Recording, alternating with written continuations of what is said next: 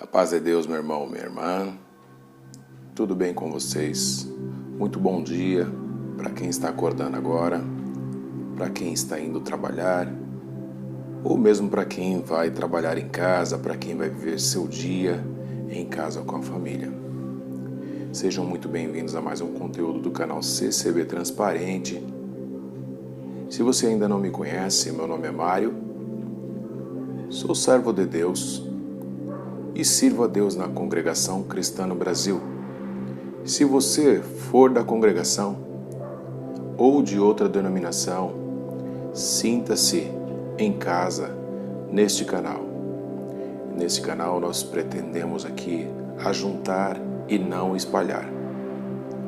Olha, meus irmãos, primeiramente eu quero agradecer a todos que já se inscreveram no canal, têm participado nos comentários com muita diligência, educação. Mostra que esse povo é um povo que tem temor de Deus no coração. Não precisamos concordar um com o outro em tudo, mas temos que ter respeito e isso é bastante louvável e Deus se agrada. Não é porque isso aqui é um canal de internet que Deus não está no nosso meio. Com certeza o Senhor está em todo lugar e aonde houver um ou dois reunidos em nome do Senhor, lá Ele se faz presente. Estamos aqui reunidos em nome de Jesus Cristo. Se você ainda não é inscrito, eu peço que se inscreva, deixa o teu like, participe nos comentários, diga para mim de que igreja você é, como você conheceu o Senhor, conte algum testemunho da tua vida e participe aqui. Vamos juntos trocar e compartilhar nossas experiências. Irmãos, já faz alguns dias o Senhor colocou um conteúdo no meu coração com base na palavra e eu pretendo lê-los nesse vídeo. Ler para os irmãos e explanar conforme o Senhor der para nós a graça aqui.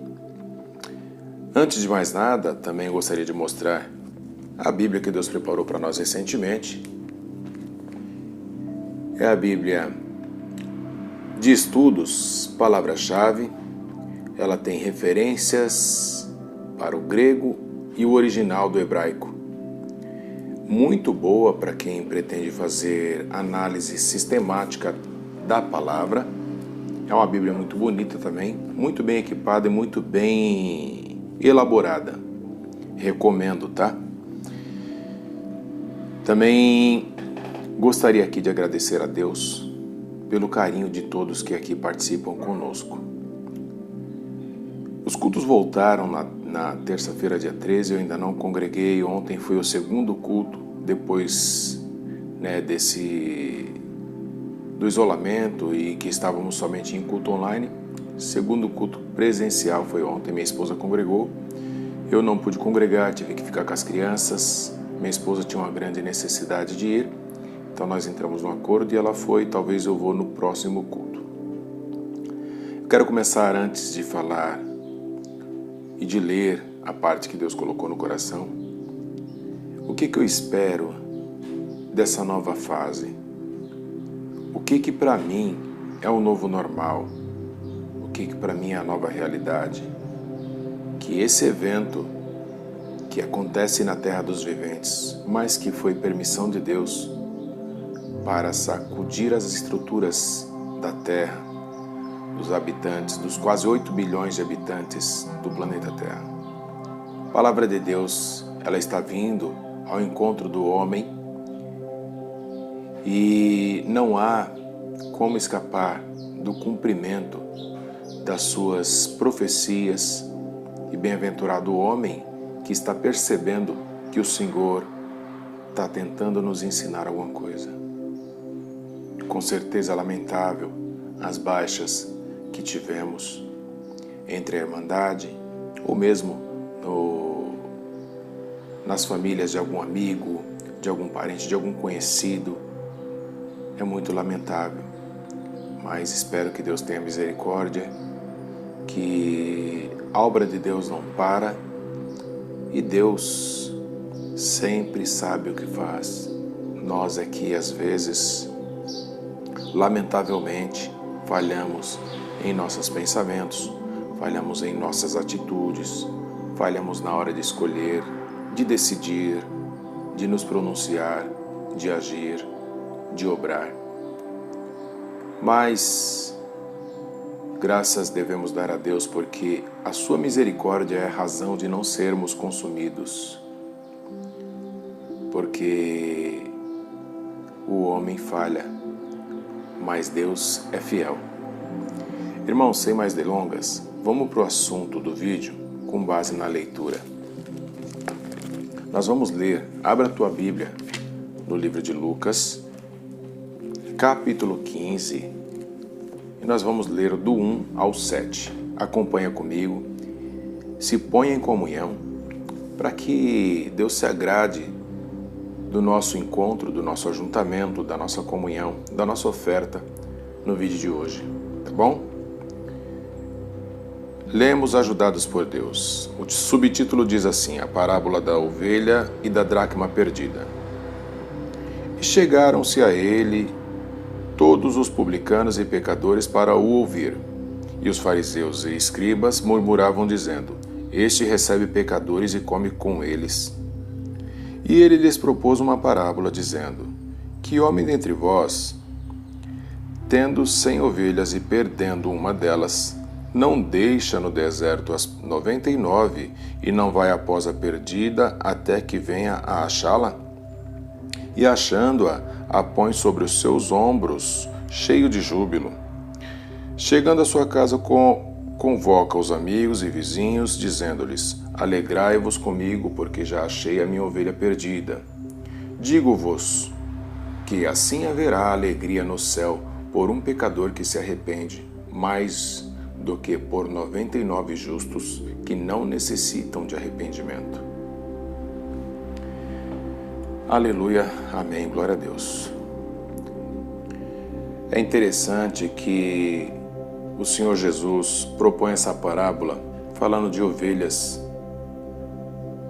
porque ovelhas são propriedade de um pastor. E nós sabemos que o nosso pastor é Jesus Cristo. O Senhor propõe uma parábola falando de ovelhas, e ovelhas são propriedade de um pastor. Uma ovelha não é propriedade de ninguém. Quem tem ovelhas, ele cultiva, cria ovelhas porque ele é pastor de ovelhas. Ele tem propósito com essas ovelhas. E perdendo uma ovelha, o pastor, segundo a parábola que Jesus Cristo nos propôs, o pastor deixa as 99, ou seja, o seu montante, e vai atrás da perdida. E quando a encontra, a perdida, ele volta jubiloso, volta alegre, volta realizado, contente, satisfeito por ter encontrado, e convoca os amigos e faz festa. No verso 7 diz assim: digo-vos que assim haverá alegria no céu por um pecador que se arrepende, mais do que por 99 justos que não necessitam de arrependimento. Essa ovelha perdida é uma ovelha perdida do rebanho do Senhor, da casa do Senhor, da nossa irmandade. Vocês percebem que a sociedade, as pessoas no mundo, eles não são ovelhas perdidas, até porque a liberdade de escolha, o que muitos dizem e afirmam sobre livre arbítrio, ou seja, liberdade de escolher. E se o livre arbítrio existe, e esse livre arbítrio é proposto por Deus para que não haja injustiça, para que ninguém se apresente diante de Deus no dia do juízo dizendo: tu me obrigou a isso, tu me obrigou aquilo.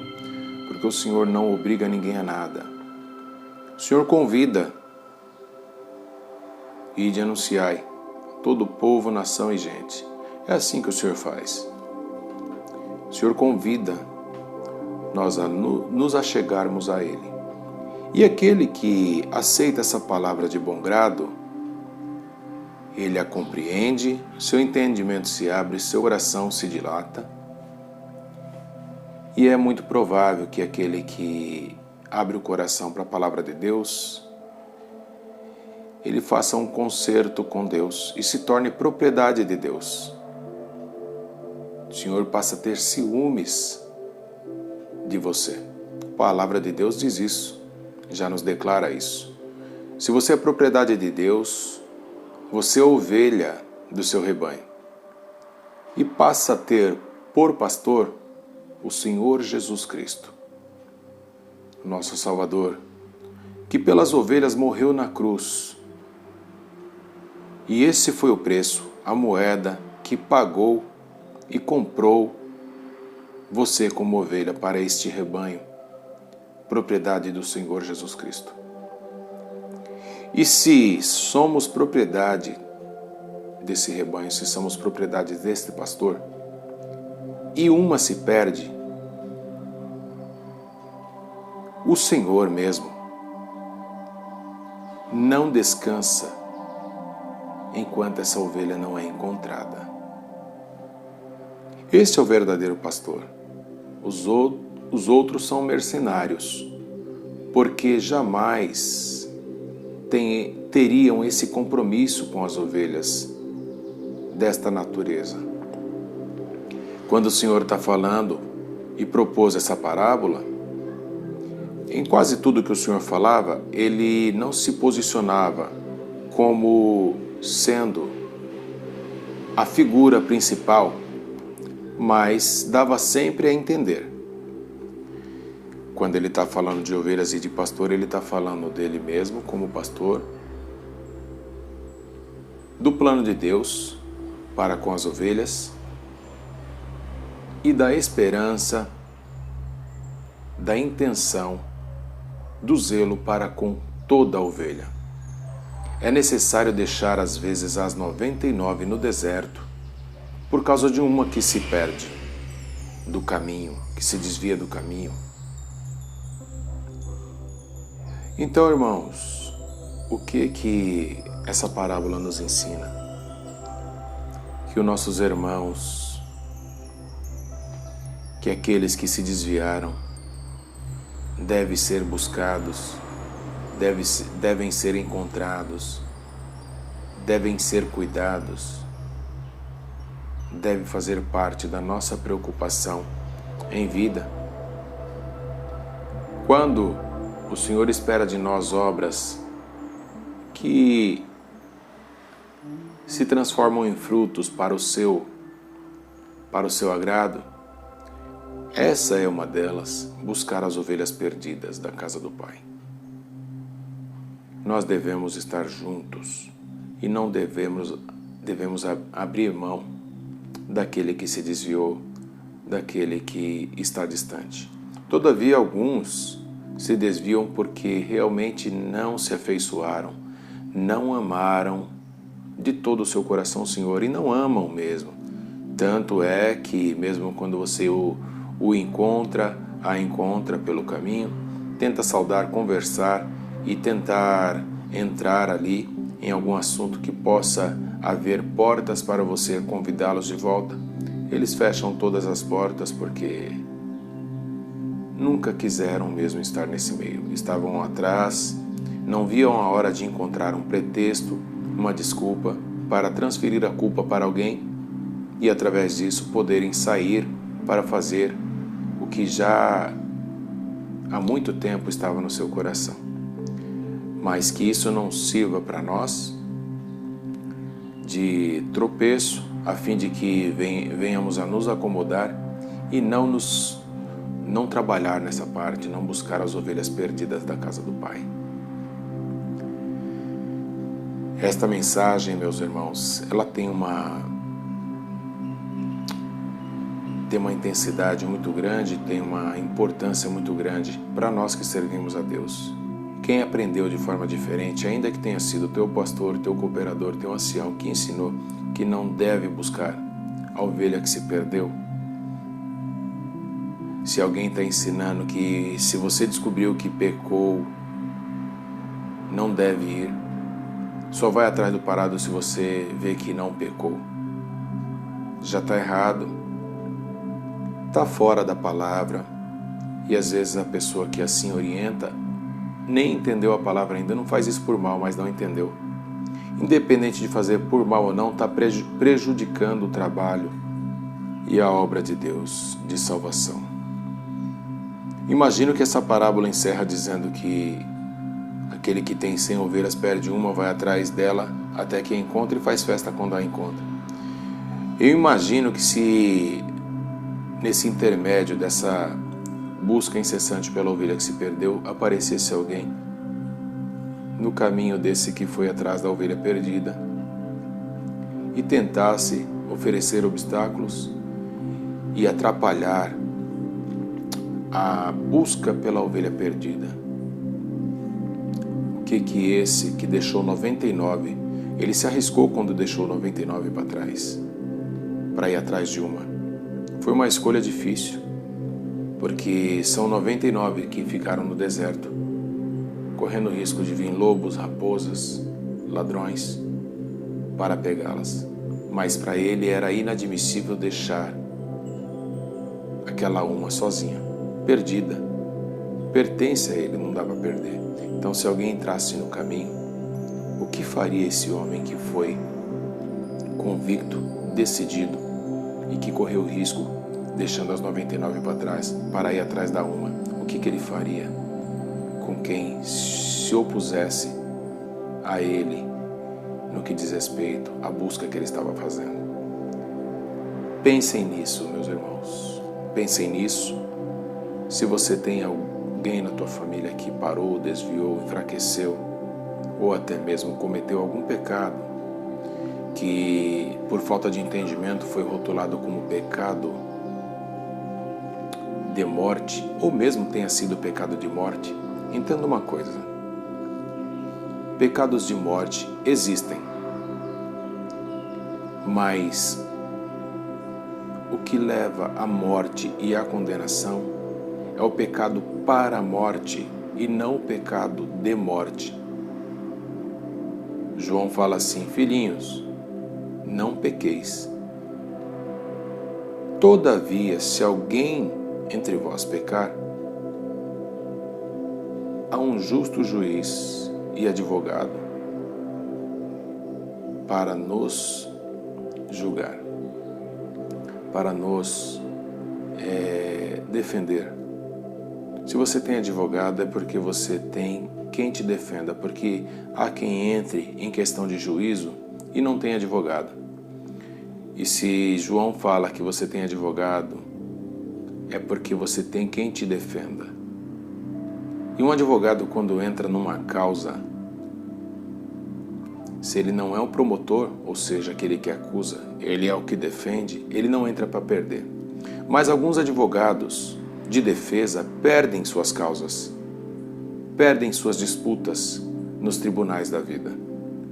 Porque quem tiver mais bem equipado com fatos e dados e boas argumentações e estratégias de defesa ou da promotoria de ataque para que venha ali ganhar aquela disputa, quem tiver mais bem equipado vai vencer.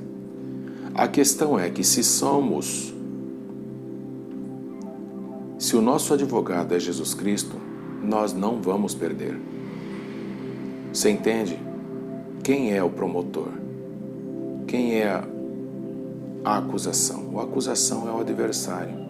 E ele já perdeu desde o princípio.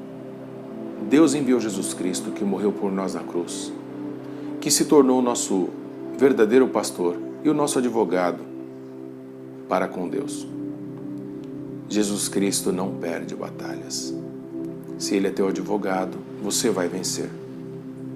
Consegue compreender isso, irmão? Consegue entender o que nós temos ao nosso favor?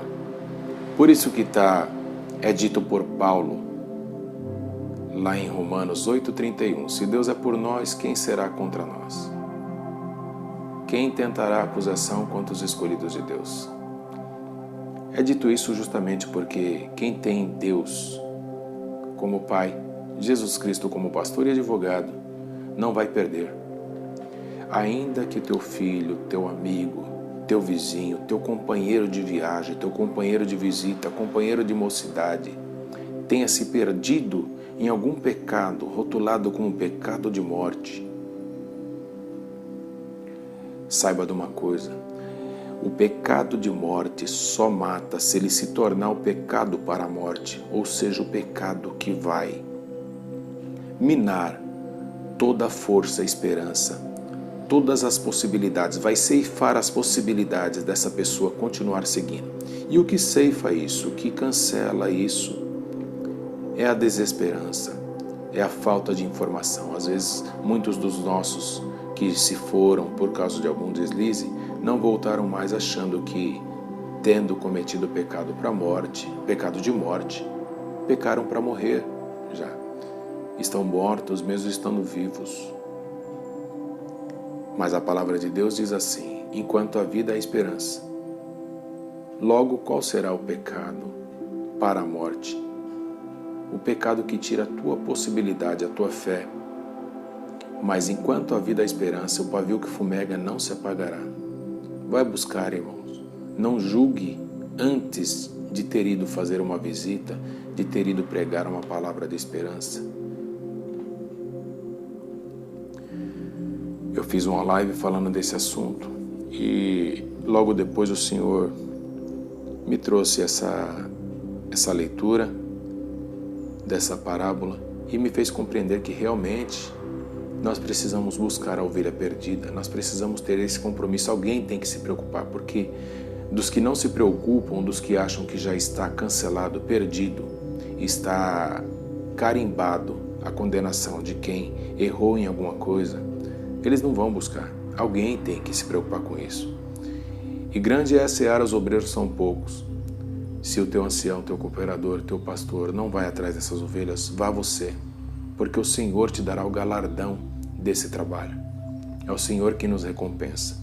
Por tudo que o homem não viu, não reparou, não deu crédito. Tudo que está em oculto virá a público no tempo certo. E o teu trabalho não ficará esquecido se você se aplicar em servir o Senhor. Com essa diligência, com essa preocupação, com esse temor, com esse carinho, com esse zelo. Esse é o conselho que o Senhor nos traz através dessa palavra. O novo normal é isso, irmãos. É viver a graça com mais intensidade. Não é simplesmente congregar mais culto do que se congregava antigamente. Porque servir a Deus não é só frequentar os cultos. Estou vendo que tem sido bastante superficial a forma de processar o pós-pandemia, a reabertura das igrejas, a volta aos cultos, uma preocupação só em estar nos cultos. E de repente a gente vê que com propósitos mais intensos, mais tangíveis, as pessoas parecem que não processaram isso ainda, que o Senhor permitiu essa pandemia para nos despertar, não para frequentar os cultos. Quem faltava no culto agora vai faltar menos. Não é isso. Vou permitir isso, que o povo que não congregava, ou congregava só de segunda e de sábado, vai congregar agora toda semana. Não é só isso. Isso é importante, mas não é só isso. É tempo de viver a graça e não só fazer propaganda de ser crente, de como ser crente, e ficar repetindo a cartilha ultrapassada das tradições. Amados, eu não vou me prolongar mais nesse assunto. Aqui a gente desabafa, lê, explica, compartilha que nós estamos em comunhão com o Senhor, e eu espero que essa palavra tenha atingido o teu coração e transformado a tua vida, porque se essa palavra não te fizer bem, tenho certeza que não fará mal. porque não é minha essa palavra. Essa palavra é a palavra de Deus. Tudo que nós discorremos aqui tem base e alicerce nessa leitura dessa parábola da ovelha perdida. Que a santa paz de Deus e a comunhão do Espírito Santo esteja no teu coração. Deus abençoe.